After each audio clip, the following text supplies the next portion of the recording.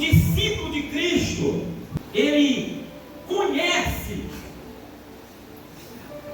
o desafio do seu discipulado. Ser discípulo de Jesus não é fácil. É diferente de ser apenas um seguidor. Ser discípulo de Jesus não é fácil, porque é diferente de ser apenas uma pessoa na multidão. Ser discípulo de Jesus não é fácil, porque é diferente de ser somente um fã. Ser discípulo de Jesus nos traz um desafio. E Jesus só tem uma espécie de seguidor verdadeiro. É o seguidor discípulo. Todo discípulo é seguidor, mas nem todo seguidor é discípulo. E nessa manhã nós vamos falar num contexto do discipulado. Jesus ordenou a sua igreja a fazer discípulos e não a fazer admiradores.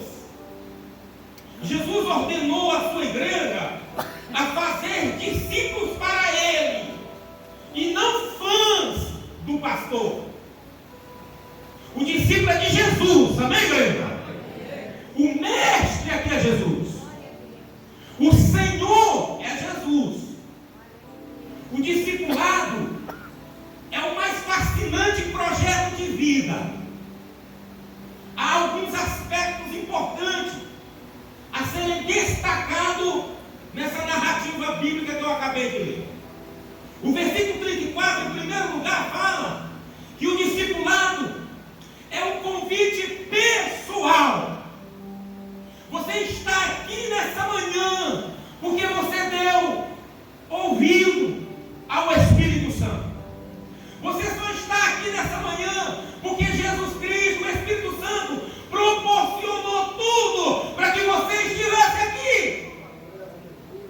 Ah, pastor, foi o pastor ministro que me chamou, foi o pastor Maxwell. Sim, eles foram apenas instrumentos nas mãos de Deus, mas quem te chamou nessa manhã foi o próprio Senhor, o próprio Jesus, porque Ele quer cuidar de você, Ele quer tratar de você. Então, o discípulo é um convite pessoal. Jesus começa com uma chamada condicional. Olhe para o texto aí, 34. Se alguém quer, se alguém quer, a soberania de Deus não violenta a vontade humana. Só segue Jesus quem quer. Só veio a este culto quem quis vir. Eu fiz um pedido para você ficar até o final da mensagem, mas você só fica se você quiser. Ninguém é te obrigar. O nosso Deus é assim. Ele te respeita. Ele te respeita. Você tem um livre-arbítrio, mas Ele te chama. Se alguém quer. É preciso existir aqui a predisposição para seguir Jesus. Jesus falou aqui de 4 tipos de ouvintes. O ouvinte que tem o coração endurecido. Será que tem gente aqui com o coração endurecido? Jesus falou do ouvinte superficial. Vai pular, vai chorar. Nesse retiro, ele vai rodar. Mas é superficial. Jesus falou também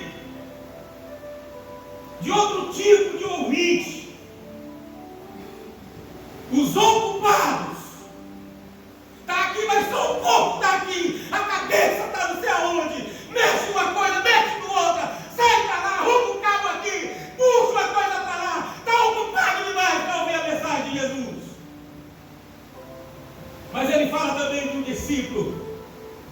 que é o discípulo o ouvinte, que é o ouvinte receptivo.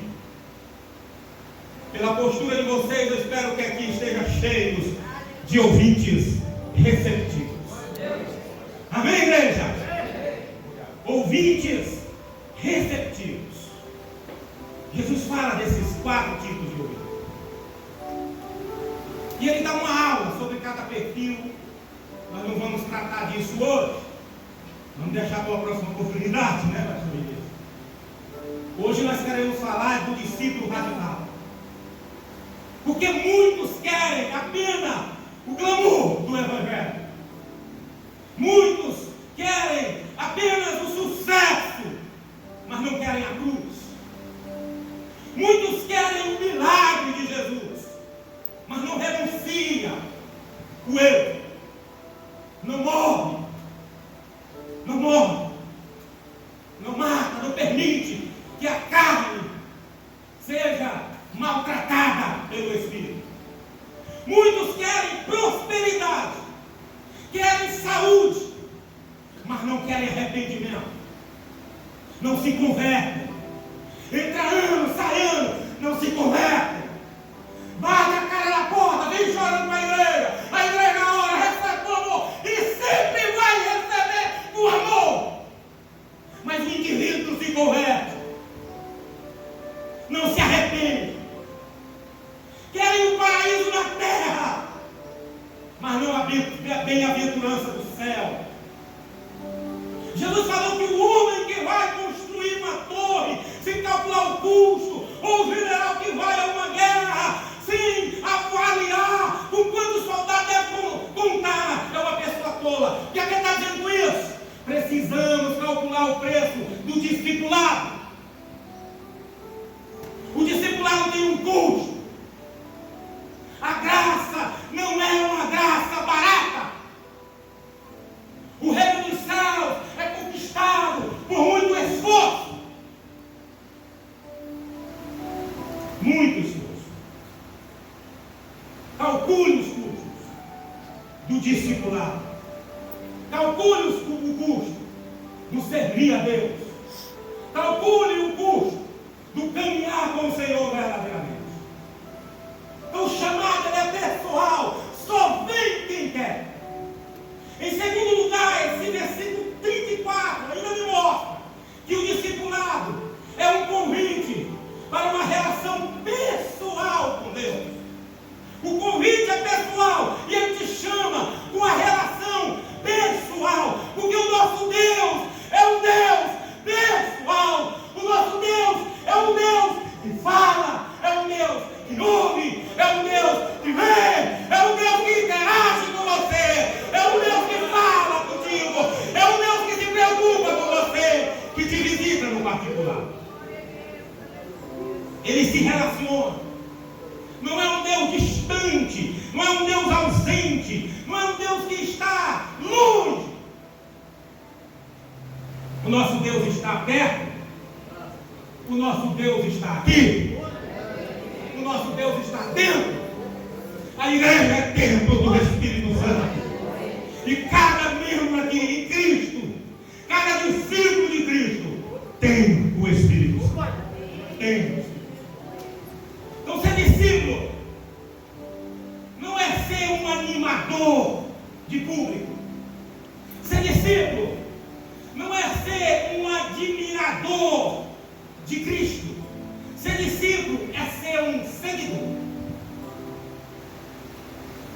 Para onde Ele mandar, é para lá que eu vou. Para onde o meu Deus mandar, o meu Senhor mandar, é para lá que eu vou. Eu vou seguir o meu mestre. Eu vou seguir o meu Jesus. Porque um discípulo segue as pegadas de Cristo. Assim como Cristo escolheu a cruz e escolheu o caminho da cruz, o discípulo precisa seguir a Cristo, não para o sucesso, mas para o Calvário. O discípulo segue para o Calvário, para a cruz. O discípulo precisa seguir a Cristo para o Calvário. Não há coroa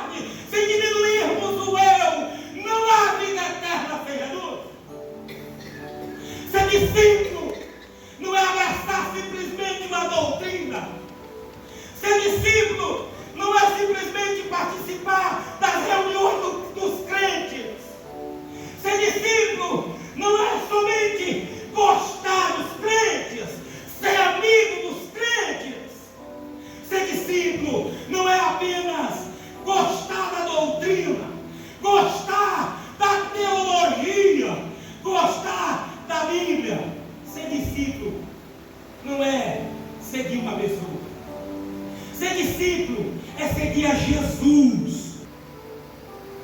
Então Jesus te chama uma relação pessoal. E nessa relação pessoal, Ele vai te apontar, Ele vai te conduzir. Em terceiro lugar, ainda no versículo 34, o discipulado é um convite para uma renúncia radical. Cristo nos chama não para a afirmação do eu, mas para a sua renúncia. Precisamos depor as armas antes de seguir a Cristo. Precisamos abdicar do nosso orgulho. Precisamos abdicar da nossa soberba. Precisamos abdicar da presunção e da autoconfiança antes de seguir as pegadas de Jesus. Entretanto, negar a si mesmo não equivale à aniquilação pessoal. Não se trata de anular-se, mas de servir. Anular-se os desejos da carne e servir a Cristo em Espírito. Negar-se a si mesmo é permitir que Jesus reine supremo, onde o ego, onde a vaidade tinha previamente exercido o controle total. Seguir a Jesus requer autonegação. Autonegação não é querer que o outro se negue a si mesmo. Eu vou me negar. Negar minha vontade, meus impulsos, meu desejo, meu ego, meu eu. Isso envolve, em primeiro lugar, mudar o centro de gravidade da visão concentrada no eu. Deixe de olhar para você mesmo. Deixe de olhar para a carne. Deixe de olhar para os seus desejos. E comece a olhar para a vontade do Pai. Comece a olhar para a vontade de Deus. Eu tenho que aderir o desejo de Deus na minha vida.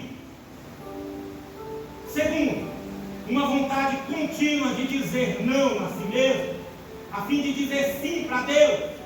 E em terceiro lugar, também o abrir mão das prerrogativas de direitos humanos. Nós somos bons demais para cobrarmos os nossos direitos, mas ser discípulo de Jesus não significa só ganhar. Meu amigo, minha amiga, na vida a gente perde, e perde muito. E quando você perder, pelo amor de Deus, eu sei que é difícil, que é ruim, que dói, porque ser discípulo de Cristo dói. Mas quando você perder, não se isole, não entre num quarto, não entre num mundo solitário, numa bolha, e desiste de você mesmo e da sua caminhada cristã. Não faça isso, porque ser discípulo de Jesus significa perder, não significa ganhar em todas as demandas, não significa ganhar um debate, não significa ganhar em todas as ações que você propôs na vida. Seguir a Jesus. Em quarto lugar, ainda no versículo 34, o discipulado é um convite para morrer. É isso mesmo. Seguir a Jesus é um convite para a morte. Para a morte. É um convite pessoal, é um convite relacional, é um convite de renúncia, é um convite de morte. Por isso que eu comecei a mensagem dizendo que essa mensagem é uma mensagem muito dura, porque ela é bíblica, ela é espiritual. Ser discípulo de Cristo é um convite para a morte. Tomar a cruz é abraçar a morte, é seguir para o catafalso, é escolher a vereda do sacrifício.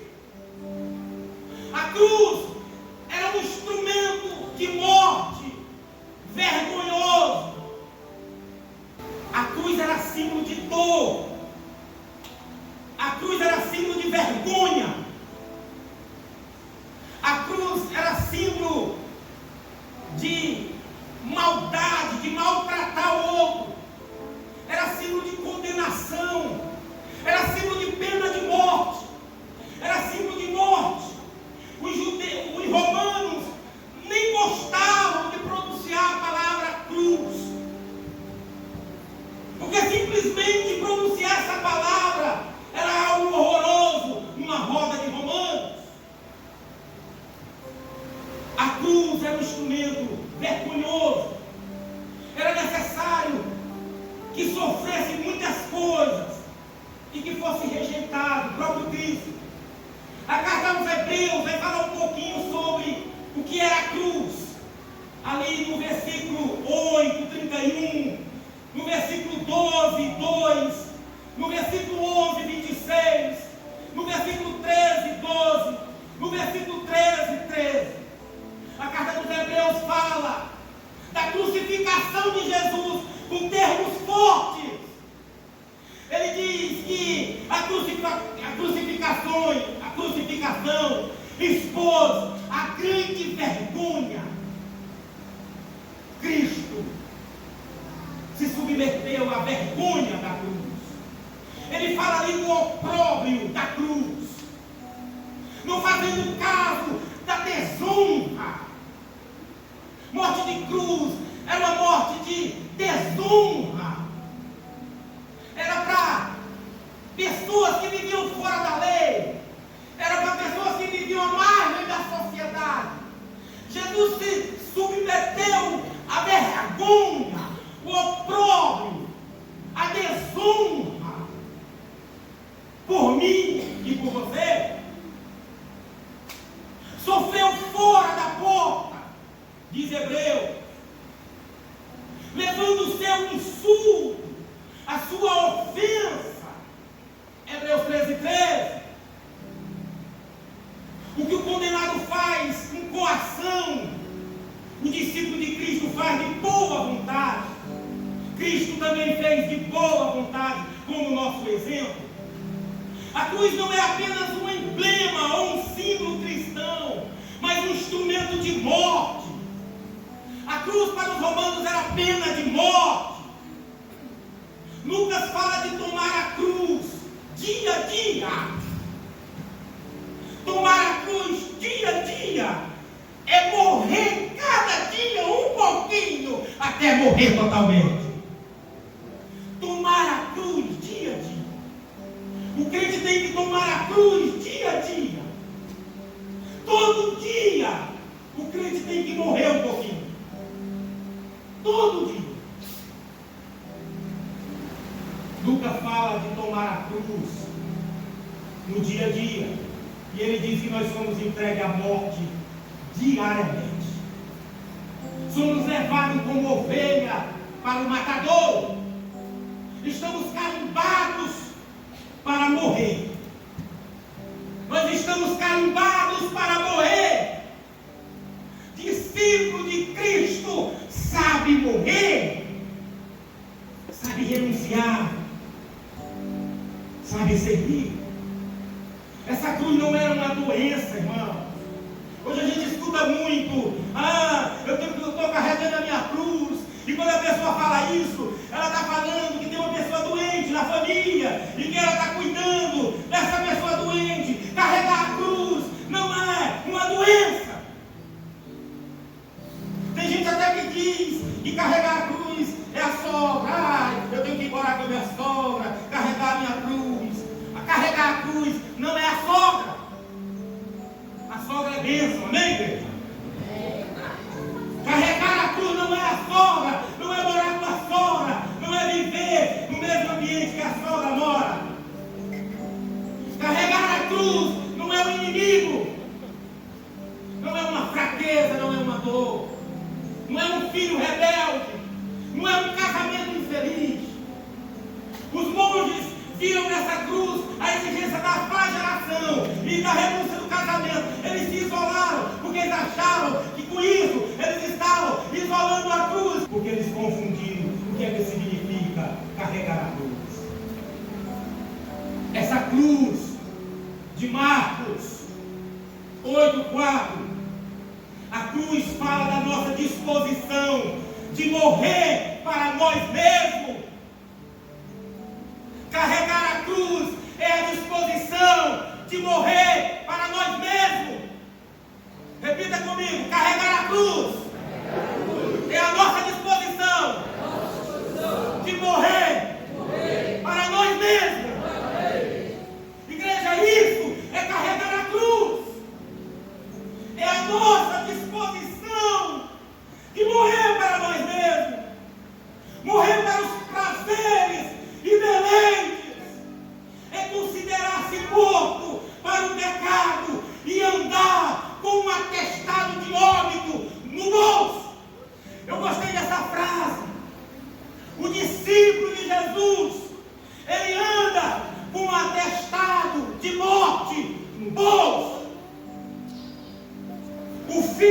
doente, eu estou carregando a cruz. Não porque o meu filho está doente, mas em despeito do meu filho estar doente, ainda assim eu morro para mim mesmo e cuido do meu filho para a glória de Deus. Nada vai impedir, nada vai vetar, nada vai me desanimar de morrer para mim mesmo. O casamento está ruim, mas não vai impedir de eu carregar a cruz. Não porque o meu casamento é a cruz, mas mesmo com o casamento em crise, eu não vou usar o casamento como desculpa para não anular os meus desejos carnais, pecaminosos. Mesmo com o casamento difícil, eu vou morrer.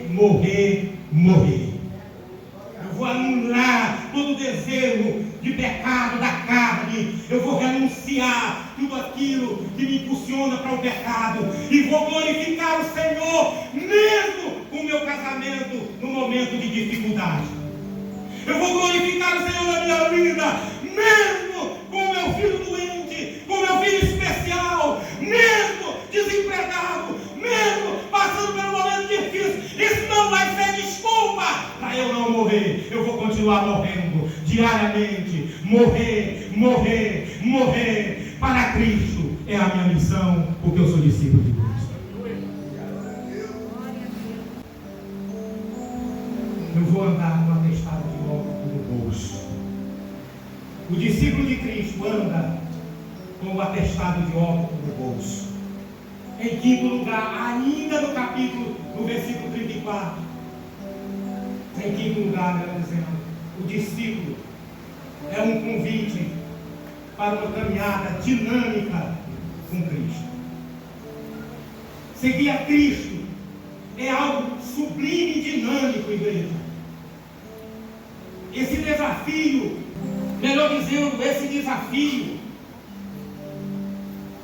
nos é exigido todos os dias. Todos os dias. No trabalho, no colégio, em casa, no curso, todo dia, toda hora. O discípulo de Jesus, ele tem que escolher.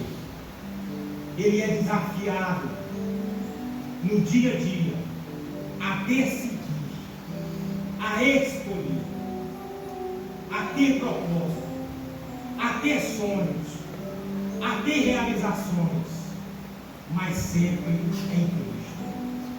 Porque seguir a Cristo é imitá-lo. Seguir a Cristo é fazer o que Ele faria em meu lugar. Essa oração tem que ser feita no dia a dia, na hora de escolher, na hora de decidir. O que Cristo faria no meu lugar? Como eu tenho sido desafiado. E essa oração faz parte das minhas escolhas e das minhas decisões. No dia a dia como pastor da Igreja Laje, no dia a dia como superintendente de uma convenção importante como essa, eu tenho que decidir, eu tenho que escolher. E muitas vezes as decisões da gente são agradáveis para alguns e não para outros, machucam pessoas.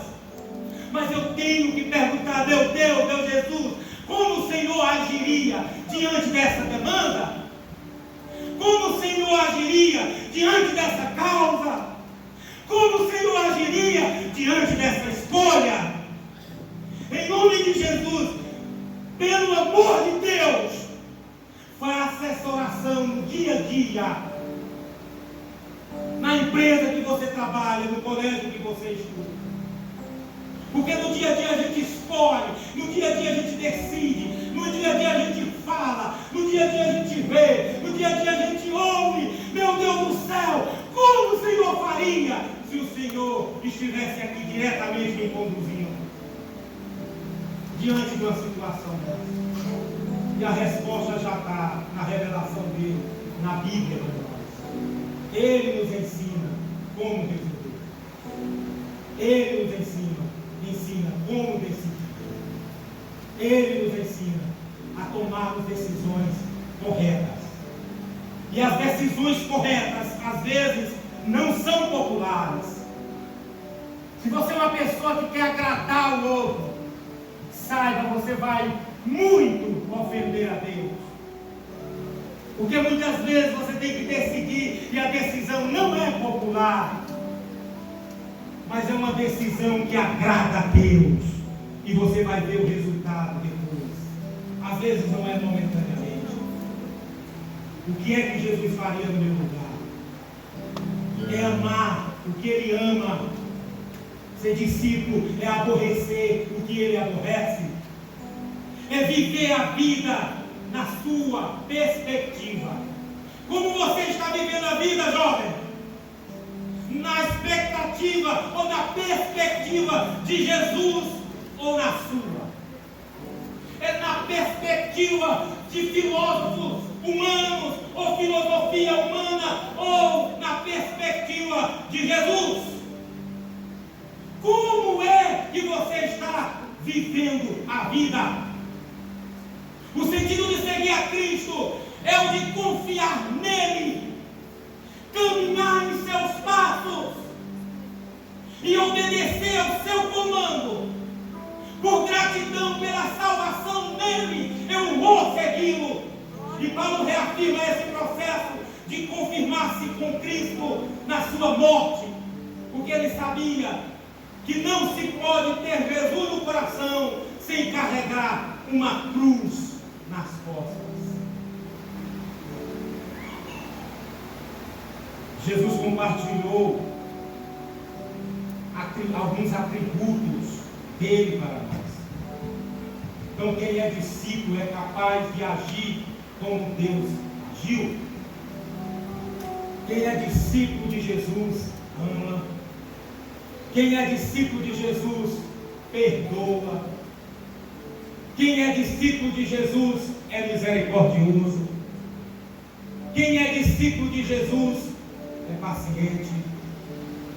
Quem é discípulo de Jesus cresce no bom caráter de Cristo, tem o fruto do Espírito e glorifica o Senhor no seu estilo de vida.